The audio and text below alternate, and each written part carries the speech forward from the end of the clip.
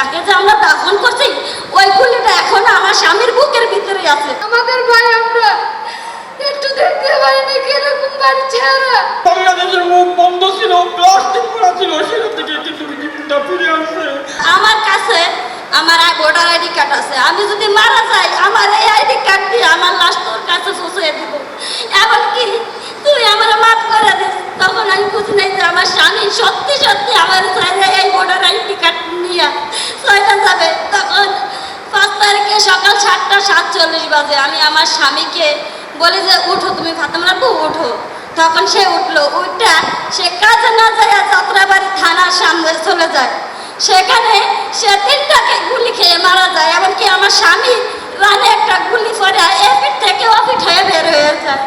তার বুকে একটা গুলি করে এবং আরেকটা গুলি এসে তার কণ্ঠ নালী ছিদ্র করে বের করে দেয়। আমার স্বামীর ওই বুলেটটা আমার স্বামীর বুকের ভিতরে এখনো আছে। তাকে যে আমরা দাফন করছি ওই গুলিটা এখনো আমার স্বামীর বুকের ভিতরে আছে। তবে আমি বলবো যে আমার স্বামী এই দেশের কারণে জীবন দিছে। আপনাদের কাছে আমার একটাই দাবি যে এই ভাইরা, আমার ছাত্র ভাইরা এবং অনেক শহীদ ভাইরা নিজের টাকা বুকের রক্ত দিয়া এই দেশ স্বাধীন করছে। আপনাদের কাছে আমার একটাই দাবি, এরকম স্বৈরাচারী শেখ হাসিনার মতন এরকম যেন নেত্রী এই বাংলাদেশে আর কখনো এই কাজ করতে না পারে। দুঃখের বিষয় আসলে যেভাবে মৃত্যু হয়েছে, মৃত্যুর পরে রাইফেলের আঘাতে আরো আমার এই ভাতিজা আরো ক্ষত হয়েছে। মাথার কপালে আঘাত করছে, বুকে আঘাত করছে। ভাতিজা 6 তারিখে বাড়ি টানছি, বাড়ি টানিয়ে আমার এক ছেলের সহযোগিতায় আনিয়া তাকে দাফন করা হয়েছে। তারপর এই সন্তানের আপনার 3 জন পরিবার। আসলে আমরা চাইছি এখানে যারা অতই সমাজে আছে, উপরে আল্লাহ তাআলা আছে, তাদের সহযোগিতা করবেন। এইটাই আমরা তাদের পাশে থাকবেন, এটাই আমরা আশা করি। আমার ছেলে ছাত্র জনতায় শহীদ হয়েছে। আমার ছেলে তাদের সাথে উঠা বসা করতেন, তাদের সাথে ঘোরাফেরা করতেন। তাদের এই জনতার কারণে আমার ছেলে দুনিয়া থেকে মৃত্যু হয়েছে। আমার কোনো দুঃখ নয়। আমি মনে করি বাংলাদেশের মুখ বন্ধ ছিল, প্লাস্টিক পড়া ছিল, সেটা থেকে কিন্তু জীবনটা ফিরে আসছে। আমি আল্লাহর কাছে লক্ষ্য শুকরিয়া আদায় করি। আর আপনারা যারা সরকারি আছেন, যারা বেসরকারি আছেন, সকলের কাছে আমার আনন্দিত কৃতজ্ঞতা আপনার কাছে শুকরিয়া আদায় করি। আমার ছাত্র ভাইরা যারা আমার ছাত্রের নাতির সমতুল্য, বাবার সমতুল্য, ভাইয়ের সমতুল্য। এনজিওর কিস্তি প্রথমবার বিকাশ পেমেন্ট করলেই 20 টাকা ইনস্ট্যান্ট ক্যাশব্যাক।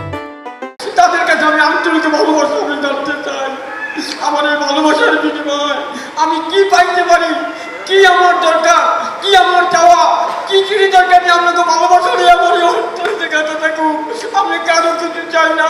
আমার বাবা জাস্ট একটু ছাত্রদের জন্য খিচুড়ি রান্না করতে গেছে, এটা কি তার অপরাধ?